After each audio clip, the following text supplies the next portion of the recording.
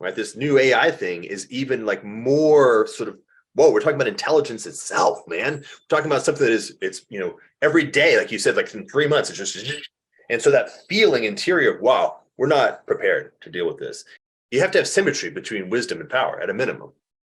And if we're looking at a magnitude of power over here, let's just call it X, then what does it look like to constitute something that has a magnitude of wisdom at least slightly more than X, right? Let's just hold that as the problematic.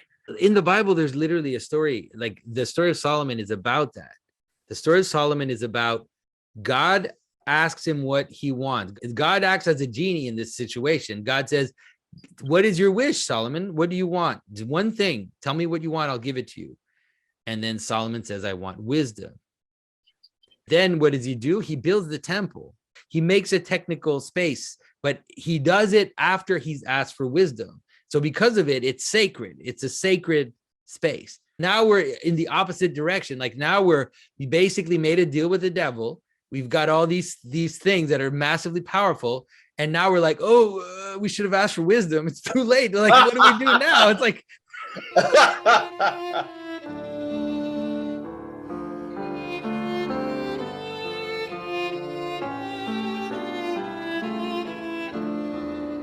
This is Jonathan Peugeot. Welcome to the Symbolic World.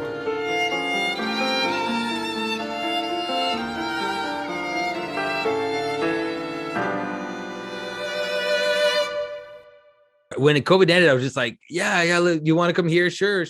And so just basically been traveling nonstop. And so how about you? So what are you working on these days?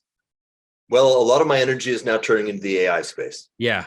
My sort of basic mode has been sitting at sort of at a high point, watching, I guess you could call it kind of global systemic risk or something like that, which includes the way our individual and collective mentality thinks about such things. Yeah. And all the different institutions and organizations and paradigms and models that we use to think about such things. You can think about all those and just keeping an eye on it. So like when COVID came, I sort of rotated to the whiteboard and said, global pandemic expected in this time window, check, here it is. Now let's start watching how it plays out. Mm-hmm. And so my attention sort of moves from a highly diffuse, nothing particularly pressing going on, and go back to the big picture to one of the big things is happening. So with LLMs popping last year, and then in particular over the last 6 months, a large number of people that I have collaborated with in the past have come in and said, hey, let's focus on this problem with AI. And so that's become quite dominant amount of time and attention over the past few months. Yeah. And so for those that are watching this, that's the reason why Jordan and I decided to talk about the question of agency, transpersonal agency, the relationship with AI and all that. So it's definitely an important thing. It's weird. I'm in a weird spot because I've been talking about this problem for a few years now, like the problem of AI and how it's related to something like transpersonal agency. And so now that it's exploding and everybody's talking about it, I've actually stopped talking about it, but I think this is the right time to restart the conversation. And so what is your diagnostic? Like, what do you see as the situation? Because I don't know if you talked to John Vervaeke. He clearly has now made his position pretty clear. And so I'd definitely like to hear yours. Yeah, and he and I have talked about that. I actually had an opportunity to meet with him over Easter. Nice. Particularly good timing. Just before he created that video. And we had a good conversation about it. So I have sort of intimate clarity on what he's thinking about. Not radically intimate. I don't know him that well. Met once, but still. Well, let me put it this way. I'm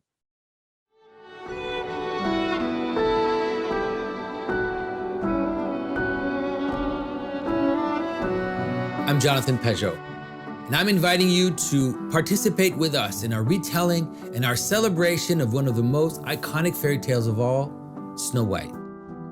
A beautifully illustrated storybook, Snow White and the Widow Queen places our iconic character at the beginning of 8 upcoming fairy tales which will speak to each other and harmonize in surprising ways. Snow White and the Widow Queen rekindles an adventure which will make you remember, rediscover, but also marvel and wonder at our rich heritage of stories. A heritage that still has secrets to reveal, even after centuries of being passed down to us. In the past few decades, we have watched many of our stories, our fairy tales, our myths become completely exhausted by efforts to deconstruct them, to reinvent them, and sometimes to even invert their original meaning. It has come to a point where we've almost forgotten why we cared about these stories in the first place. I firmly believe that for this reason, it is now time to retell and redisrupt our original fairy tales in a spirit of celebration, of admiration, and unashamed joy. I've spent the past 2 decades meditating on the strange narrative elements of Snow White and other fairy tales.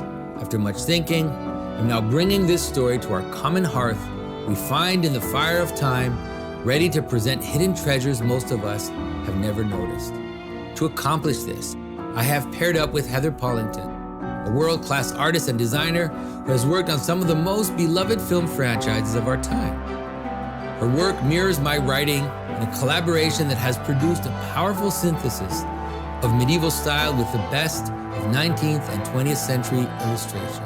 I love the Kickstarter model because we can make the book more and more beautiful with every stretch goal.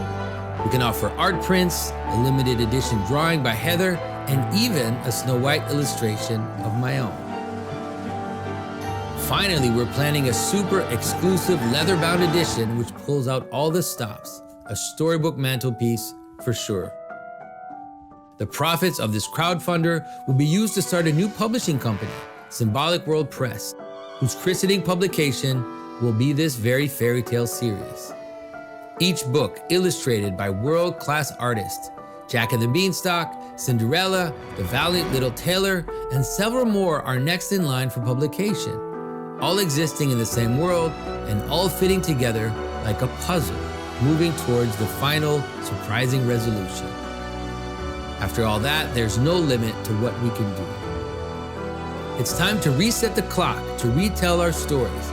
So please join us in this celebration and creative venture. Golly, how's it go? My basic mode is actually, I think I've come to discover it's somewhat unusual. I don't yet know what my perspective is. I sort of have an approach where I allow myself to really explore a very large space, somewhat lightly.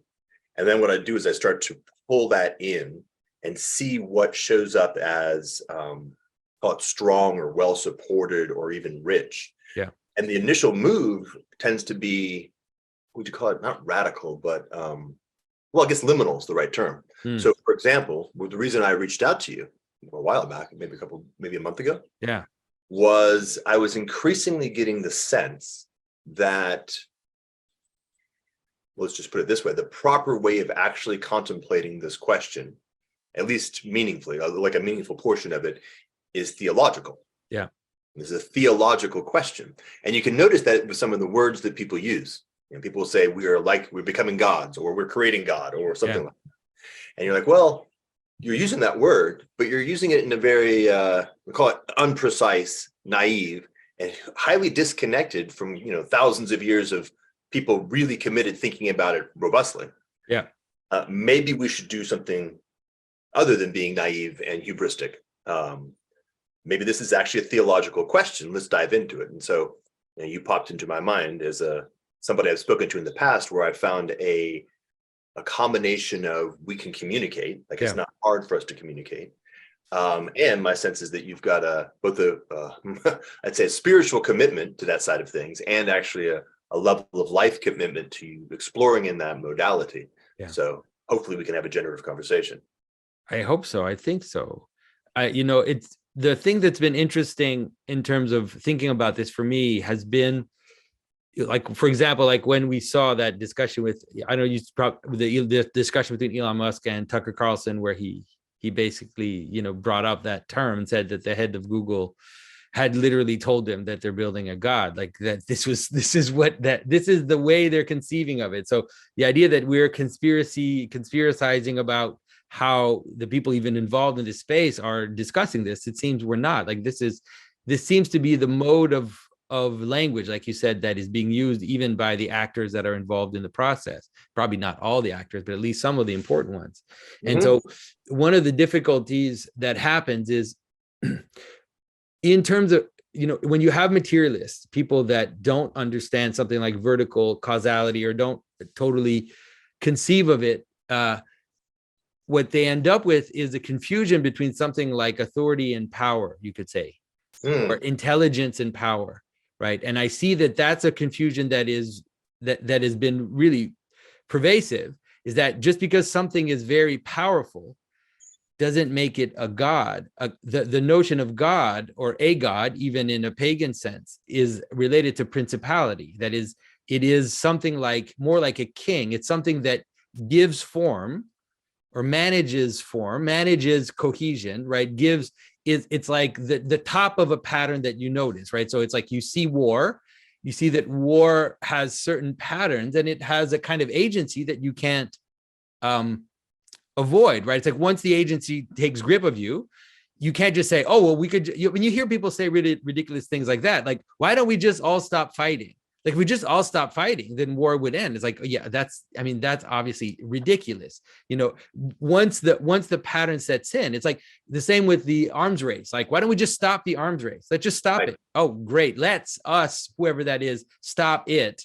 There are ways in which patterns, when they get a grip on you, they play out. And so when we notice that, then we see that there's a way of, like, it reveals itself to us, and that's where a lot of the old gods, that's what they are, right? They are an agency that appears from above and that manages a certain amount of quantity, like a pattern of behavior, a certain space, a certain cohesion of people, like a local god, or sometimes it's just the ancestors, right? The ancestor is still there and acts on us through the fact that we have a common connection to them, and that he gives us identity. So people confuse that with just a lot of power. Like, and this is what I think. I hope that confusion is true, because if people say God the way that the ancients thought of it, as a kind of principality that manages patterns over us, and that we're kind of like, for good or ill, like, we're the puppet things of the gods, or we're the food of the gods, right? If they see it that way, then I'm frightened beyond belief.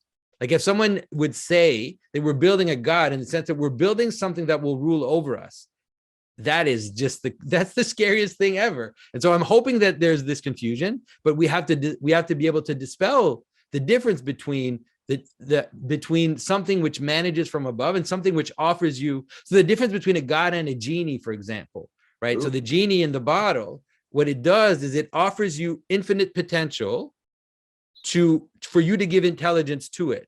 And so it asks you a question. What do you want? You tell it what you want, and then it offers infinite potential to realize it. And because of that, that's why you get the side effects too, because it offers too much power for your wish. Like, if your wish is something secondary, like I want a bunch of money, then it's like, okay, I'll give you infinite power to do that. And then all the side effects of it play themselves out, right? So anyways, that's something, I just want to put that out there and see how you react to that. Well, I mean, the first response is something like yes. So I can say with high degree of confidence that some portion of the people who are working in the category of AI are talking about gods in the principality sense, right? And so your fear is part of why we're talking. Some part are talking about it in the sense of, as you say, like a genie. And oddly enough, like the genie metaphor, Eliezer Yudkowsky's, one of his primary concerns is that we are in fact accidentally creating a extremely powerful genie, and we're about to accidentally ask it to give us X, not recognizing that when we ask for X, we're going to get a whole lot of other stuff that we didn't actually understand we were going to get. Yeah. The paper clips problem. Paper clips to the sky. Exactly. Yeah, right. And then the third piece, and this is, I think, make a point of quite sensitive possibility. You've heard, I think we've even spoken about the notion of egregore, or the specific Moloch, right? Moloch lives, I would say right now, at the upper edges, is sort of the frontier of thinking of the people who are coming from the materialist perspective up.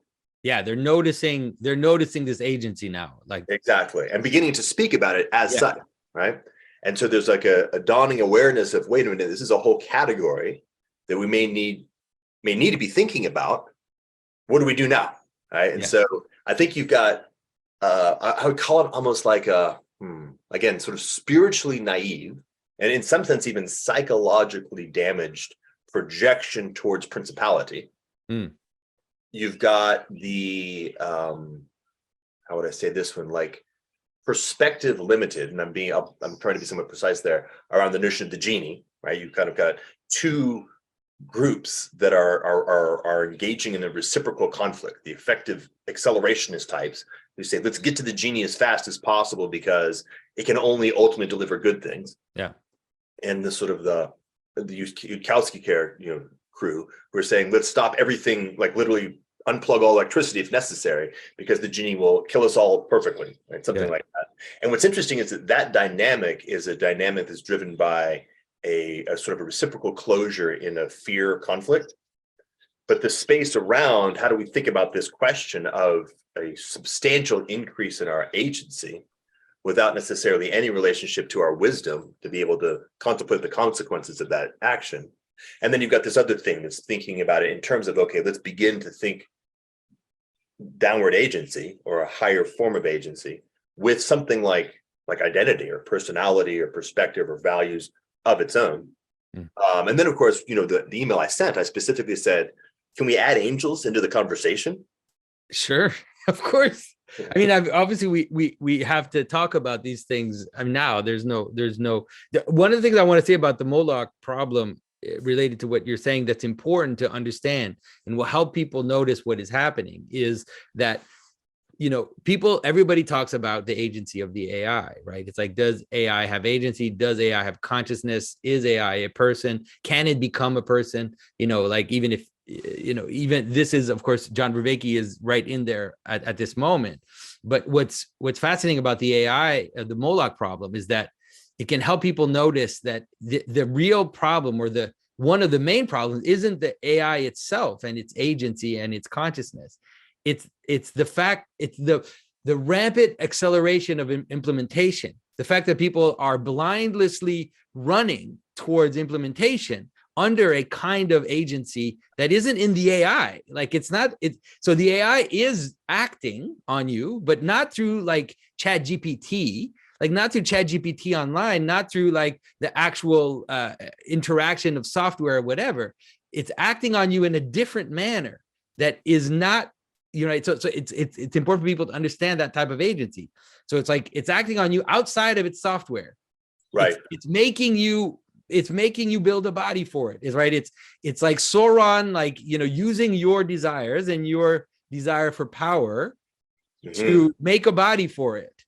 And using all our passions and all our desire for riches and for competition or whatever to have a body built for it. So it can help people understand that the question is not just about whether or not the program or like the whatever is conscious. It's a bigger question than that. Right. Yeah. This is a key point. So let's zoom in on that for a little bit to make sure it lands, because it's a critical point. My friend Daniel Schmachtenberger made something like that point talking with Liv Beret maybe a couple of weeks ago, and I made something like that point talking to John Vervaeke in our last conversation around governance. So let's hit it. In the way I would say it is something like, this notion of embodiment or incarnation, that we know, like in the mythologies and the stories, things like inciting greed or lust for power or fear is an aspect of how this agency, this sort of disembodied agency, causes, is that right? Let's say causes for the moment, or even incentivizes, causes humans to act in the world on its behalf. Yeah, there you go. That's a good way to say it. Yeah. And so then the kind of work that you do when you're coming from those locations, when you're being motivated by those kinds of things, at the very least, probabilistically, tends to result in a furthering, a deepening of the embodiment of this agency. Yeah. So you can look at the history of history and notice when, like you talked about war, right? You can watch it, you can see it happening now, of course, but you could actually watch it in, say, World War I, and you can sort of notice remember the scene, you invoked Lord of the Rings, remember the scene where they're at the Council of Elrond, and all of the people start arguing and fighting, and you can feel the presence of Sauron going, yes, that's it, that's the thing. War is just about to show up in this council, discord and conflict, and so that's how it works, and it always works in that way. And of course, the opposite, I propose, is also true.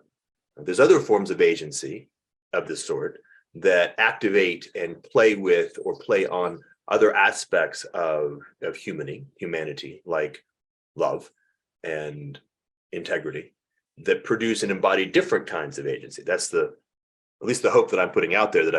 No, but you're right. So I think it's important for people to understand the traditional difference between an angel and a demon, for example, like to understand why we have that difference. And one of them has to do with what you said. One of them is the notion that like this grasping towards our desires, right? So it's like our fears, our desires, or whatever, you grasp them. And when you grasp them and you think that they're the thing, like they're the thing that will provide everything for you, right?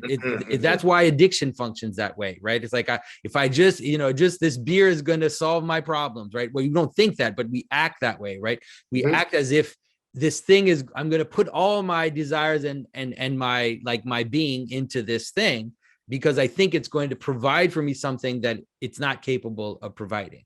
And so, but when that happens, that's when that's when we could say that the agency that's acting on you is something like demonic, right? That's why the demons in traditional lore are always connected to your passions, right? We say the demon of lust, the demon of envy, the demon of greed, right? So it's like the demon of these are the types of agencies that are hooking into you that way, right? So, and just like in Star Wars, by the way, like it's really interesting. And so what happens is that when you give in to those, you become a slave. Yeah. You become a slave of that, right? When you give in to addiction is the best way to understand it, right? When you give into addiction, you get a little bit of consolation, but then that consolation right away falls into a type of slavery, where you become a slave of the thing that you think will provide for you. The angel or the good principalities, what they do is they always stack up towards the higher good. Mm-hmm. And so, first of all, they don't enslave you directly, which is why it makes it more difficult to do good, right? So it's like you actively give your will up to something, and that thing that you're giving up to is lined up towards a higher good. So you participate in something with a certain amount of effort, and then that thing that you participated is aligned towards more and more. So a simple way to understand that is, when let's say you're digging a trench, and you're digging a trench so that, you can stop a flood that's coming. And the reason why you're doing it is so that you can help your neighbor, and that feeds into something that's higher. So digging a trench will never become an addiction. Like, you won't become addicted to digging trenches. It's an effort, and it will scale into higher goods. And so that's how angels function. And that's why angels are identified with virtues, right? We literally have certain category of angels that we call the virtues, because they are the principalities of all that is good in human behavior. And so they are a type of agency, but they act differently. And that's why it's so hard, because this whole thing, like, that's why it's so difficult, because the whole AI thing, the way that it's setting itself up, the way that technology and intelligence is connected now is always devouring of attention, right? It's always parasitic. It's always trying to get your attention in order to get money in the pockets of some people. It's always trying to feed off of your intelligence in order to give power and money to certain forces. So it's difficult. And I have a lot of sympathy for John Vervaeke, who has this dream of giving birth to these beings, in a way that will bring about wisdom or whatever. But what the forces I see behind the whole process don't seem to make it possible. Like it's, you know, it's the whole thing is in a system that makes Facebook and Twitter and all these attention grabbing mechanisms, all this intelligence devouring mechanisms that are trying to, that enslave us to the power of others. Oh, awesome. Okay. I would like to give you hope. All right. Well, I thank you if you can. How funny is that? All right, you ready? Yeah. Okay, so the first part I would say, and I agree with you completely, by the way, is something like this process, and we're talking right now specifically the development of AI, didn't just sort of begin out of nowhere. Right? We've been locked in a stream of the process of civilization, where the presence of at least two demons that I have spent some time thinking about, Moloch and Mammon, have been really playing a significant leading role in shaping how humans have behaving. Yeah. I don't have a really good name for how war works. We'll just maybe just call it war. But war's obviously been hanging about quite a bit also over the past, say, 10,000 years. Yeah. There's also Venus, or like she's she's definitely there sure. in a lot of this stuff. Yeah, a lot of this stuff. Yeah, even like the early internet. That's right. Like when you know, when John said it's either porn or the military, I was like, yeah, that's it. It's like, yeah. Mammon with Venus, they make a good couple. They make a good combo. Yeah, the Mammon is the pimp. That's right. Okay, so that's we're catching on to something where there's been actually a very long stream, right? It's actually, for most people alive who happen to have lived an extraordinarily blessed life, almost the entirety of your encounters have been actually had the deep thumbprint of these demonic forces, right? Okay, so that's where we are. And you could just look at the particulars. You're looking at the arms race as ChatGPT hits, and suddenly Google and Microsoft and Facebook are like, oh shit, they put all of their resources, their money into, or not all, but a tremendous amount of their resources into the arms race on this front. And the psychological arms race, how many people have suddenly just had their time and attention, myself included, focused on these things, and people looking at all the different levels, motivated in the way that you articulated. How do I make a ton of money tomorrow on this? How do I avoid having my livelihood disrupted by this? Like those kinds of things. So those forces are in play. All right, now hope. The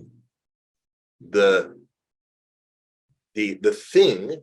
Let's see, is that the right word? Like the thing, or the aspects of reality that are connected with the angelic are simultaneously always fully present and more fundamental. Right? And so it is, in some sense, merely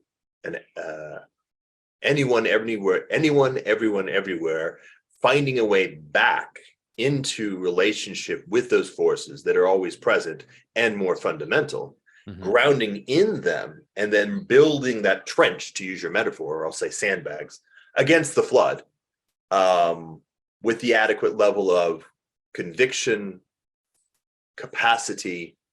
And there's one more thing there, like, I can't quite tell what it is, to be able to start building that stack. Right? So, and we're in a moment right now, and this is, I guess, why I felt like leaping into this conversation was so right, where we're actually in quite a liminal moment, like the particulars, almost like the early childhood development stage of AI has not, or the clay is not set. The clay of what this thing is going to be is still actually relatively malleable. Everything's up, and the magnitude, to shift to the genie area direction, the magnitude of the power we're dealing with is actually so large that it will, I would say, break, disrupt almost everything at the institutional level, including previous versions of itself. And so the lead that OpenAI has may in fact be ephemeral. But more importantly, the lead that, say, the United States dollar has may also be ephemeral in relationship with the potency that we're dealing with. So, if we can get our act together and find some way to, be on the side of the angels with enough to set this thing in clay in that direction, then the good triumphs in the end. Well, I believe the good triumphs in the end, like that's for sure. Some people think I'm a doom and gloom guy, but I really believe that the good triumphs. Uh, Let me tell you, I want to tell you a story based on this. Like there's an image in the Bible. Technology, there's an image of technology in the Bible, right? It's basically you find a narrative line in scripture about what technology and civilization is and how it works. Yeah. And so it finds corollaries in other cultures. Like it's not independent. It's not just this one thing. It looks like what the Greeks thought about technology too, and there's similar things. And so, right, the technology in scripture starts as a compensation for lack. So Cain kills his brother out of jealousy, and then God pushes him away, like excludes him from his presence, and that alienation from the presence of God. And the fact that he's alienated from other humans as well, from the other people, forces him to build a city. And so as soon as Cain is alienated, it says right away, the first thing he does is that he builds a city. And then in his line, all technology is in his descendants. So if you follow the genealogy in Genesis, you'll see that it's like his descendants build all the arts and all the technology. So music, tent making, like agriculture, and then also ultimately metal, which really means weapons, right? Which means also weapons as well. So war making. And so you have this sense that, and then that leads to a crisis, and monsters. It leads to giants and monsters, and there are all these interesting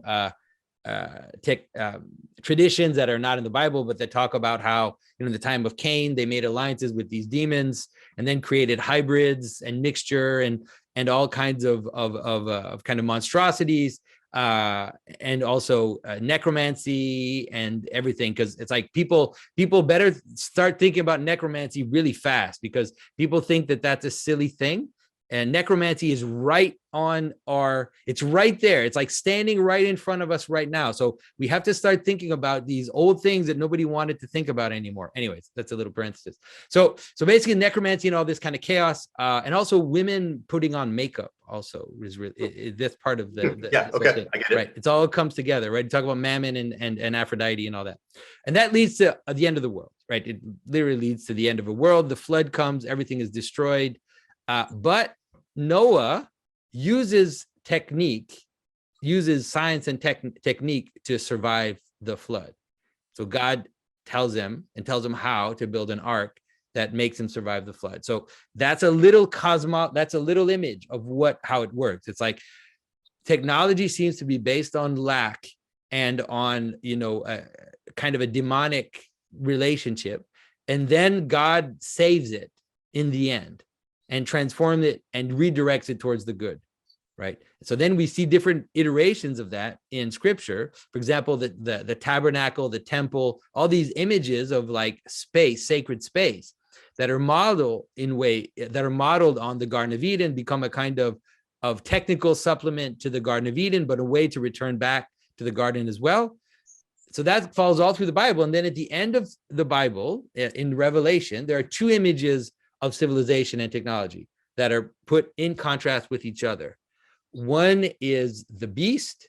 So you have this beast that comes out of the water, and it is civilization because it has different heads of different animals, which are in the other parts of the Bible are used to show different civilizations. So it's like the Babylonians, the Macedonians, etc. And now it's like in one beast, all of civilization, represented as this one beast. There's an image of it made that speaks. And when people hear the image speak, right, they worship it. They worship the beast, right? And as they're worshiping the beast, then the beast, puts a number on them, basically puts a number on them so that they can participate in the system. Like without that, they can't buy or sell or whatever, right? So that's one image of civilization, right? And on the back of the beast also rides the whore, right? We talked about like Mammon and Aphrodite collaborating. So the whore rides on the back of the beast. So it's like licentiousness and trade and greed and all this stuff is what the beast uses to rise up. Then when it's in power, it kills the whore, by the way, just so you know, all this fun it could end at some point, right? So that's one image, right? But the other image is the heavenly Jerusalem. And the heavenly Jerusalem is a city with a tree and water in the center, right? And the lamb that is like the sacrificial victim in the middle. And then around it is this glorious wall that's made of gold and jewels and everything. And so it's an image of technique. It's an image of the technical. And then all the nations of the world, they basically gather their glory up into this city, and they offer it up to the Lamb, right? They offer it up to something which is not a king with power, but something which is giving, something that gives itself is a good way to understand it. And so it's a different image. So you have these two images. It's really amazing. These two images that represent like the totality of what these two narrative strains can, or what this narrative strain could give, like these two opposites. And so that's my model for thinking about how it is that this can become. So like if the beast speaks, right? So if the machine speaks, and it speaks with all this, like all the horror behind it, like all the desire for greed and lust and all that stuff behind it, then people will worship it, but it will dominate them, right? It'll ultimately dominate them. There's no way. But if there's a way to have this technical thing as a place for us to gather all that is good into it, right? To gather all the good and to offer it up towards something higher, then that is also possible. I just don't see, like, at least now, I don't see strains of that. But I mean, maybe you can convince me differently. Oh, well, I can definitely tell you I see strains of it. Yeah. I am having conversations 2 or 3 times a week with individuals who oftentimes, frankly, a little bit confused, are finding themselves guided by, the most important piece is they find themselves guided by something that is higher than themselves. Mm-hmm. They don't necessarily know what they're doing or what that means, but they are increasingly choosing to be acting in that way. Mm-hmm. And they're noticing that as they do that, certain sort of strains or tones become more and more consistent and more clear. Mm-hmm. I mean, it's a lurch, right? It's a hands reaching around, but it's happening. Yeah. And that's what brings us to the point, like how one might imagine that it was going to be thus, right? Very few people have been holding a profound level of clarity and purity in the context of, say, the past, let's go with 100 years, but we could go back again, thousands of years. But again, it's more fundamental, right? So it's like the space where things have been so confusing and so intense has almost like shaken certain things free. And a number of people, by no means even close to the majority of those who are working in this space, certainly in the world, are nonetheless endeavoring. And so this gives rise to me 2 inquiries. Actually, let me back up. I'm going to step back because it seems to me there might be some utility in sort of telling the story through a number of different languages, so as to create a larger space for people to have an entry point to be able to get into the story. So a variation on the story that you told, and this is literally the way that I've been telling it with, how do I say, by my own crazy and not particularly well-considered approach. Right? So this is just how it's been coming to me. This notion of technology, this notion of the capacity to use the faculties inherent in humanity to foreground and optimize certain aspects of the larger whole at the cost of always breaking relationality with the larger whole. This is the genie problem at every level. Produces almost inevitably a multi-dimensional arms race. So agriculture produces an arms race, as of course does military. Yeah. And in particular, I've been calling it the devil's bargain. This is before I had any real set of the appropriate language to use. So maybe it's a demonic bargain, but it's a deal, right? The deal is very straightforward. Yeah. It's the deal of, if you play the game the way that I'm offering to play, you get to win vis-a-vis your neighbors. Right. And if you don't, by the way, here's the downside. If any of them choose to take my deal, you lose. You lose. That's right. That's the right way to see it. Yeah. And once you're on that arc, you're going to be living the history that we've been living. Yeah. It's a one-way trip. You exited the Garden of Eden. You're now playing, one dude did a deal with the devil. Everybody's riding that train until you get to the end. Now, this raises the question of, was it always already just a category error? Like, was the entire journey a mistake? Or is the journey actually part of something larger? The entire journey of civilization, pretty The entire much. journey of civilization. Yeah. That's the right. I can't believe you're asking that question, but that's the question to ask right now. Yeah, I mean, it's a question that I think is quite probably quite reasonable, to be perfectly frank. Quite reasonable question. And by the way, I think more and more people will nod and go, "Yep, all right, it's a valid question." Over the next at this point, that's right. In the next few months, yeah. All right, so that's that part. So and we can, if anybody wants, I can play that style of language, which is legible to certain kind of minds. Yeah. And probably 3 or 4 other versions, and they're all more or less going to have the same topological characteristics that the biblical story you just gave. Yeah. So listening to the biblical story, there's a bunch of things that come up. I'm like, oh yeah, okay, that's like, I hadn't heard that part. That part had a different relationship now. Okay. Yeah. All right. Now I want to bring Michael in particular into the story. Because I have a sense, this is just like an intuition, that there's a relationship. Like if I think about these two, the beast in Jerusalem, right here in the middle, coming from this direction, like at the front, is Michael, something like that. And so what is the nature of that? What would it look like to try to consciously or properly choose to be in service to and to bring forth the principality of Michael, which feels to me either A, something that I'm particularly oriented towards, or B, is a particular moment given the shape of the conflict. Yeah. Well, this is, people aren't going to like this, but the solution is that you have to not focus on Michael. The solution is that you have to worship God. Like you have to focus your attention on the highest good. And that's when things lay themselves out almost automatically in the right order. If you try to bring about, say, Michael, then you might be surprised at what shows up. It might not be him, right? Okay. That's the difference between an angel and a demon too, is that the angels serve God, whereas the demons are parasitic, like all the way through. So if you were to endeavor to do so, what I just articulated vis-a-vis Michael, the best case scenario is that Michael would go.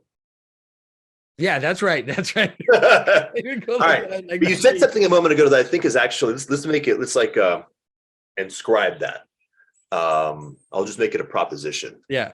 Where we live now, it is extremely important to be carefully indifferent to the degree to which you don't like something, and utterly committed to what is in fact true and right. And so, okay, fair enough. People don't like the notion of you need to worship God. If that is in fact what is true and right, then that's what we're going to need to do. Yeah. So I'm going to allow myself to not be troubled by the fact that some portion of me doesn't like that, because I am actually very clear that what is right and true has to be the guiding. All right. Yeah. By the way, you've provided me personally with some of the best ways of thinking about it. I think in the conversation you had with John around, what was it? Like you had a narrative of talking about like the family dinner, a Christmas dinner, the communion, and each one of these is a pointer. And the point is that you can then orient, you can notice, you can be, oh, wait a minute, it's a pointer. What's it pointing towards? And then you can realize that it's pointing towards not something, right? Because now we're getting into the notion of mystery, but it's pointing towards an orientation. It actually is a way to orient. And all right, so there we go. Well, that's pretty simple. I guess we're done. We're done. But everybody just needs to get over themselves and worship God properly. Yeah, that's right. And then it'll all lay itself out. I mean, the worst part is that in some ways I know that that's true, but it also doesn't mean that it means that this is what's difficult about being a Christian in some ways, is we look at this story also, this image of like self-sacrifice, right? The idea that, how can I say this? Almost the idea that if you accept to die, like to a certain extent, that will be the seed for the world. Like it will actually make the world exist. And I hate that. Like I just don't want to do that. I don't want to do that.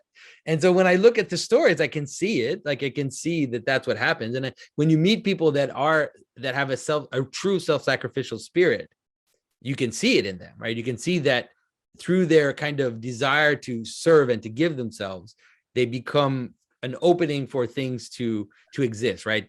The simple thing is, like, I think about my parish, like my church parish now, we for years and years, nothing worked. And all it ended up taking was just a few people, that gave themselves without measure.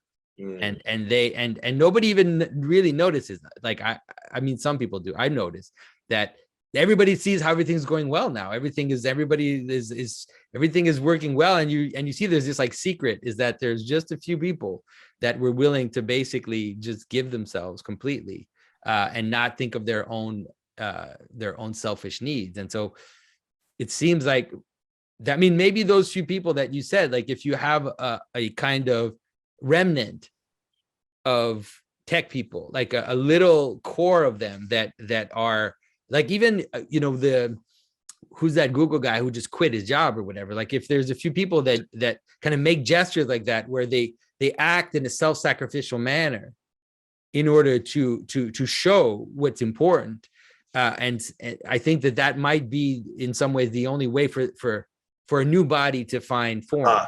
Yeah. Okay. So let's hit on a very particular piece. I think the language actually, I used a language, I coined a term I called infinitesimal courage, but I think the more proper term is actually just spiritual war, which is, let's go with Hinton. And I don't know him at all, right? I don't know Jeffrey. I don't know. I don't know the details of it either. Like, I just saw that as a headline or whatever.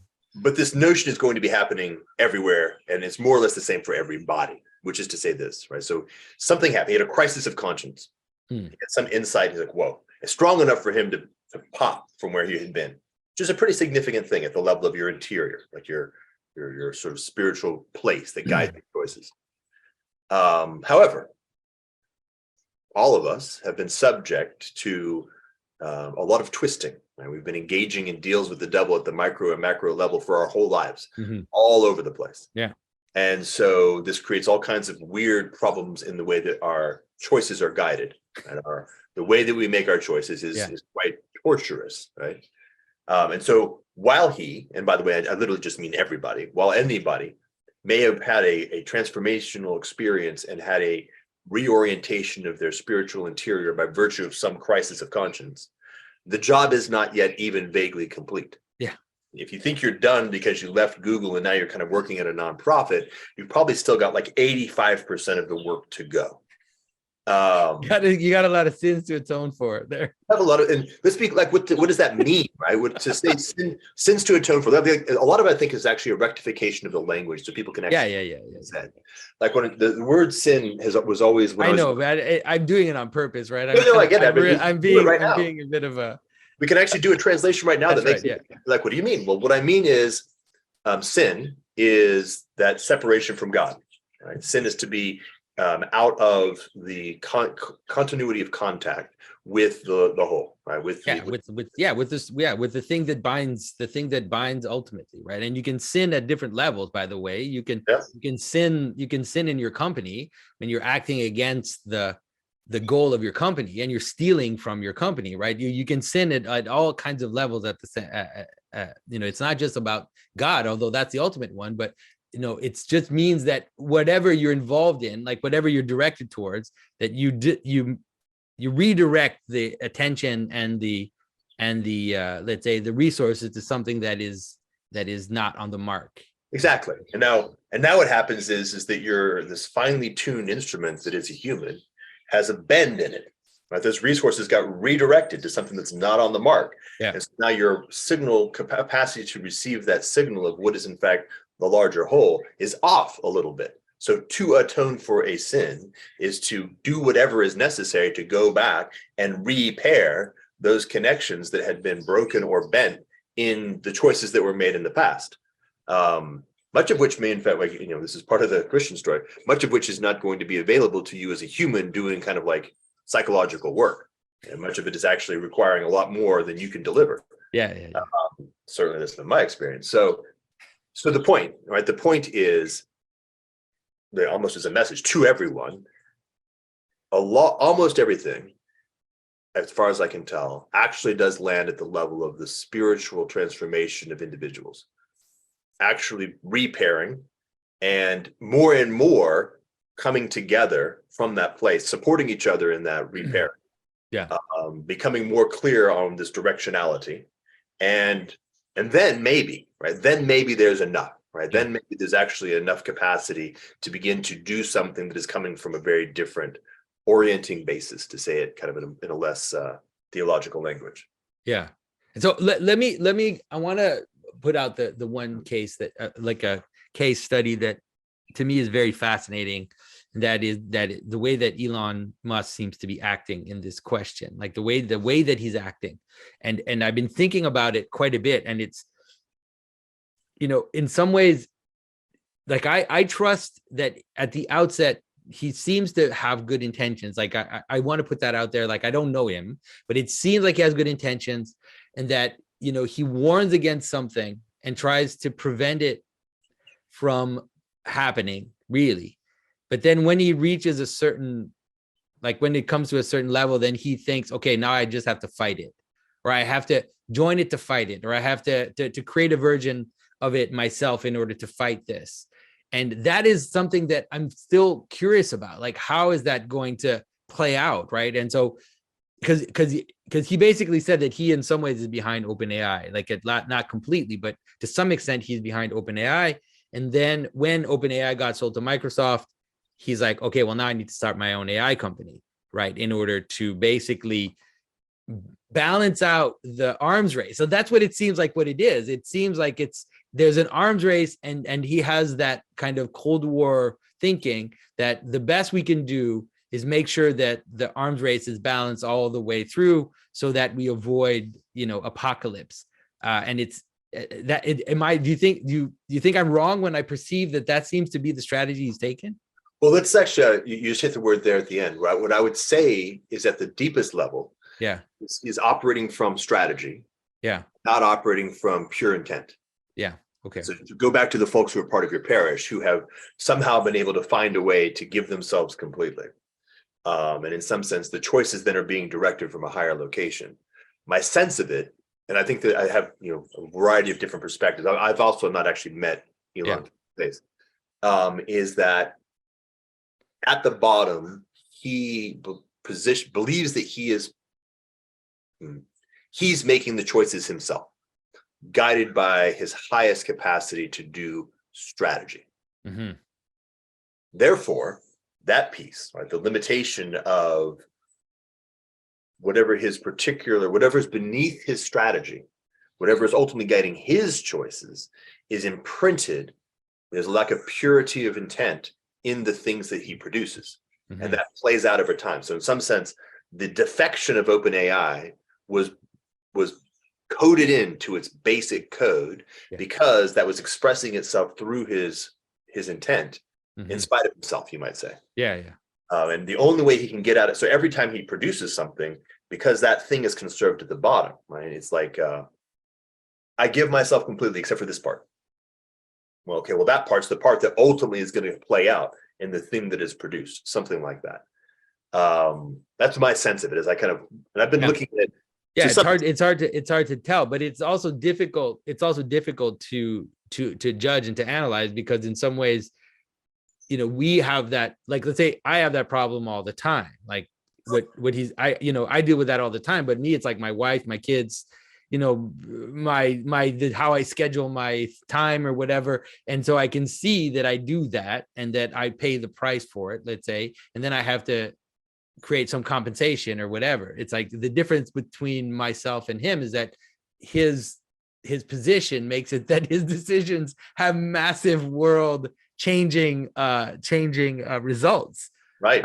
And that makes and to make it kind of like that double loop of that problem of addiction is, and he's in the place where his decisions have such impact and import, because the approach that he's taken, the strategic approach that he's taken, has been successful. That's right. Yeah.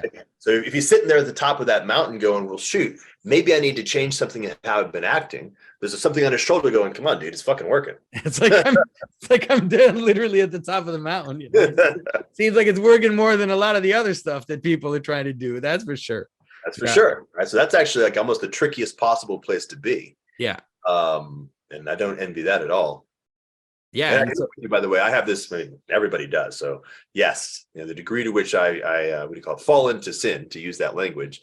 What about 40 or 50 times a day, something like that? yeah, I mean, I'm talking like at a macro level that I can yeah, know that's that. a good, that's a good Orthodox, like a good Orthodox vision. It's like I'm pretty much sinning every minute or every 5 minutes, pretty much.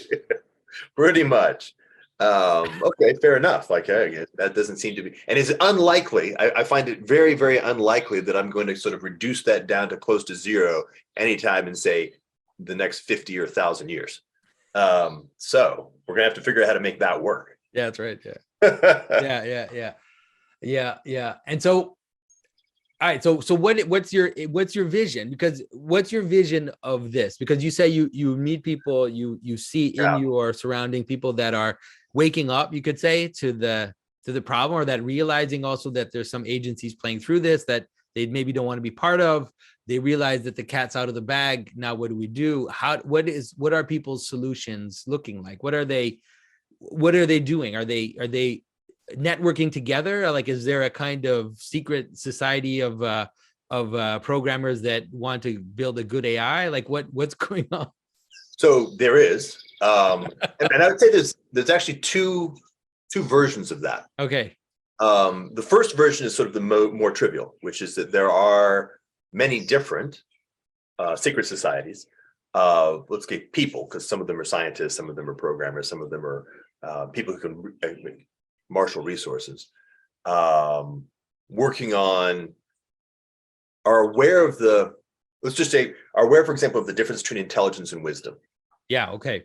Already that's something. That's something. Yeah. And are noticing the importance of actually grounding in wisdom in all ways, like in themselves and also the things that they're trying to deal with, and to bring that into the world. All right. So that's that's sort of a common tone that I'm seeing as a kind of a sign, like, oh, you know, you get this distinction, and you're noticing what that distinction means, that difference makes. And there's a collection, right? There's a grouping or a finding and a connecting and a kind of a networking. And by the way, it's interesting because it's just disparate. Right? They're not connected into a meta group. They're sort of different. And it seems like there's almost a reason for that. Like it's good or healthy or appropriate for them to be different or disparate at this point. And then there's a second kind. And I've been calling this the invisible conspiracy. I think there are better terms for it. But it more or less, well, I mean, I'll be very clean. If you propose there is a transpersonal agency, and that the proper way of making choices is to become attuned to and be able to be in service to that transpersonal agency, then literally everybody who's doing that is part of a conspiracy. And in the most fundamental, like conspire, right? They're actually literally inspired. In the same spirit. Yeah, they're coming from the same spirit. Yeah. Right? That's also happening. Now, in some sense, group one is a subset of group two. But in some sense, the people in group one are, as I said, more and more aware of that fundamental way as what's guiding their choices, but not exclusively. Many of the people who are in group one are actually literally still saying, no, my mind can figure it out. Like I've worked my way through this. I've got this term, wisdom. I can think my way through it. Which, you know, everybody's got to go through their process. Yeah. But that second group is, I think, what's the more likely to actually be the thing that works. If you think about it, like it makes sense why that would be.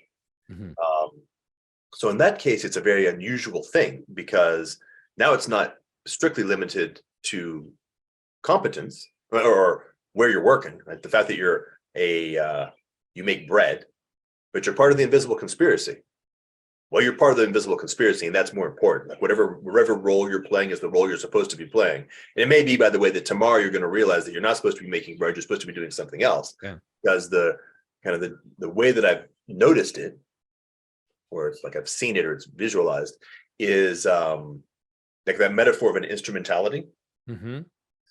I have, just to some degree, a clarity of instrumentality in myself, right? Some clarity of thought, some relationality with the way my body works, etc.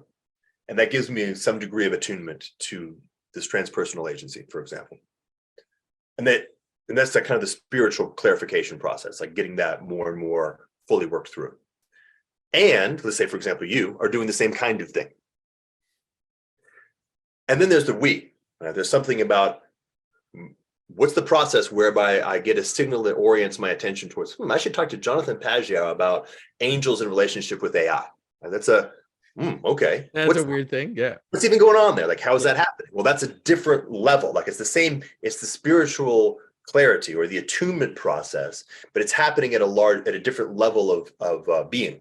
There's actually a movement of embodiment. If you think about it metaphorically, if I think about like a stem cell, the stem cell is going through it's actually going through three processes. One is becoming a particular kind of cell, right? So that's the spiritual clarity in yourself. There's the coming into relationship, and by the way, literally the physics spatio-temporal location. A heart cell needs to go towards heart, right? A brain cell needs to go towards brain. Brain. Right? It doesn't do any good to be a brain cell sitting around in the lower intestine. Yeah. So that's like a reorganization, like a coordination. Like, how do we find our right place? Which in this world doesn't necessarily mean physical co-location. It means creating the appropriate relationality and in the right order. And so something like that. So that's the second order. That's like this one is me becoming the kind of cell I'm supposed to be. The second is me finding my proper location in the larger body of what is in fact incarnating through us. And then the third is the reciprocal spiritual clarity of that larger body, right? It becoming more and more clear in itself as it becomes more incarnated. And you can imagine like the way that a baby is born. First, it like has to build a body, then has to figure out how to actually run a body. Yeah. And that is like, that's a loop. And I think the kind of mystery of this question of technology is part of it. Like part of what's happening is we're also trying to discover, how do we actually integrate techne into this art incarnation in a fashion that is in fact, let's just call it appropriate. Like, it's actually, not sinful, to use the other way of languaging. Yeah. And that's, I mean, what you're saying is right. And that really does seem to be, in my estimation, the image of the heavenly Jerusalem. Like, that seems to be what it is, because it's not just techne, it's also civilization, like, that's being gathered up, right? It's being kind of gathered appropriately in its right place towards.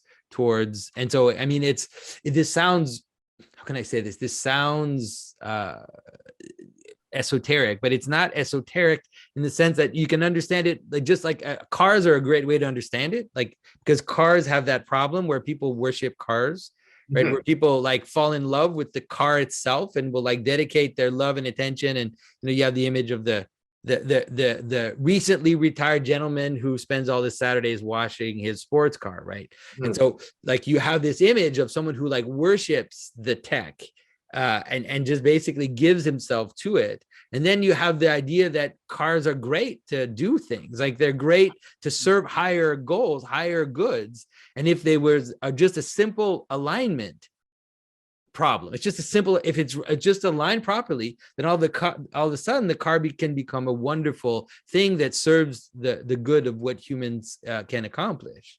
Yeah, nice. Like, what I was seeing there was actually two, almost like this shape. Yeah. Where that term, like, so love, right, or the relationship of deep care for car, right? If it's for car qua car, ultimately, as you say, it's like, it's demonic, right? It's you're becoming addicted to something. The whole point is your capacity for love is actually being pulled down. Yeah. And it could not be just be qua car. It could be car qua getting laid, like just getting laid. Of course, right? Absolutely. And so it's like there are even all these down the stack. Exactly. There's all these like secondary things that we engage with that don't provide enough to sustain the world, let's say. And then, but if I take a different frame, and I'll use monastery or cathedral, there's if I would like look at the two guys, like I look at the guy who's kind of building the cathedral, and I look at the guy who's sort of taking care of his Ferrari that's making a very nice car, and I'm like, there's a lot similar. Yeah. Right. There's a lot similar. That's right. Yeah. Well, the difference is the guy who's building the cathedral is pointing up, right? The whole point is he's saying, the cathedral is an aspect of God's creation, and therefore is perfectly due the full care that I can give it, like even more care than you're capable of giving the car. But as such, right, as an aspect of God's creation, right? And so if I'm in that relationship and the car happens to be, of course, you should treat everything with care. Yeah. That's obvious. Like you should treat the tree in front of you, and you should treat the kid that you is walking down the street, and the duck. Like everything should be treated with the utmost care because it's all part of God's creation. Okay, now you get, oh well, that makes, like, in some sense that makes sense. By the way, tricky, hard to do, but it's straightforward. Yeah, it is. That's right. It's tricky, hard to do, but it's straightforward because, and it had the reason why it's tricky, and this is maybe it's a simple key, is because it's increase in power all the way through. And it's like we don't deal well with that. Like when we have increase in power, like that, it's so easy to misalign because you all of a sudden you become superhero. It's like you have all this capacity that you didn't have before. And so all of a sudden, like your capacity to let's say accomplish your ill goals is increased too. Right. It's like, so if I have $1 million in my bank account, all of a sudden, it's like, oh, wait a minute, I can do all these great things for my family, but I could also buy a whole lot of crack, or I could buy a whole lot of whatever it is that my addiction is where it is. And you know that, right? Because people win the lottery, it usually ruins their life because all of a sudden it's like massive amounts of genie power, but not well aligned. So everything kind of falls apart. And that's what tech is. Tech is always just increase in power. Nice. Okay, so let me glue these pieces together. We have a power. We now have a power which is sort of clearly beyond our capacity, or many people are aware of the possibility that we're talking about a level of power that is not the kind of thing that we're going to be able to deal with the way we are. Actually, I'm going to back up one step because I just saw the trailer for Oppenheimer. Yeah. Okay. Yeah, I haven't seen it yet. Yeah. And it feels like there was actually a legitimate raising in consciousness of like, oh shit, we don't actually know how to deal with this. And when nukes showed up, there was oh boy, we actually develop a new capacity to be able to deal with at all this level of power. Yeah. And it's been touch and go, right? Yeah.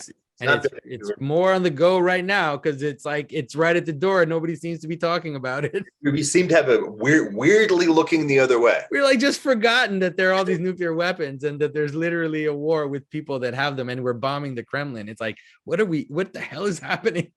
Right. Well, that's like, well, okay. Well, that'll be a different conversation. Yeah, right. That's a different conversation. Sorry. Well, you can see like Sauron's going, yeah. That's right. Exactly. More of that. It's like, all right, but this new thing, right? This new AI thing is even like more sort of, whoa, we're talking about intelligence itself, man. We're talking about something that it's every day, like you said, like in 3 months, it's just, and so that feeling interior of, wow, we're not prepared to deal with this. And and I would argue, I do in fact very specifically argue, and we humans at this level in this way can't, right? It's not the thing. We're not the kinds of beings that have that capacity. All right, then I'm proposing that whatever is in the process of incarnating itself in this moment is, and that's the thing, right? So it's both, right? You can look at it through the lens of, well, you can say it sort of in a very legible fashion to my more sort of rationalist, materialist friends. You have to have symmetry between wisdom and power at a minimum. And if we're looking at a magnitude of power over here, let's just call it X. Then what does it look like to constitute something that has a magnitude of wisdom at least slightly more than X, right? Let's just hold that as the problematic. And there's in the Bible, there's literally a story, like the story of Solomon is about that.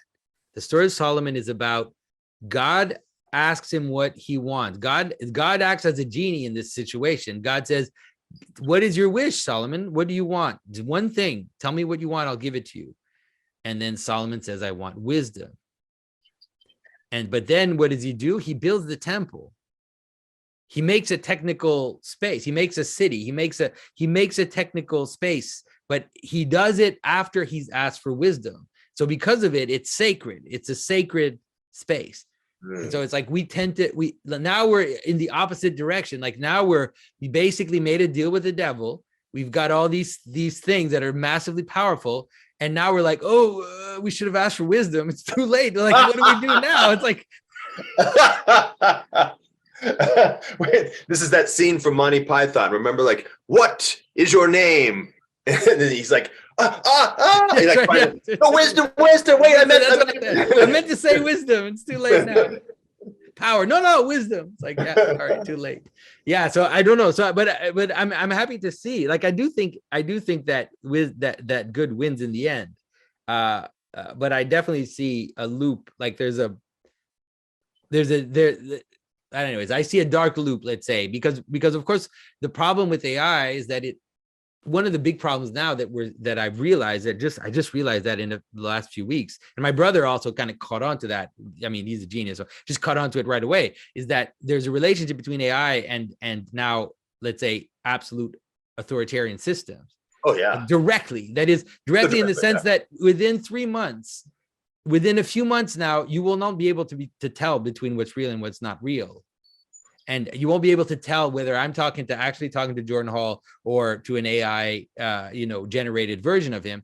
And so we will need governments, authorities to tell us what's real. Literally, they will have to legitimate what is real. And so we basically like lined ourselves up to 1984 because we have to. If we don't, then we're going to all get destroyed by our incapacity to differentiate reality from a lie or from imagination.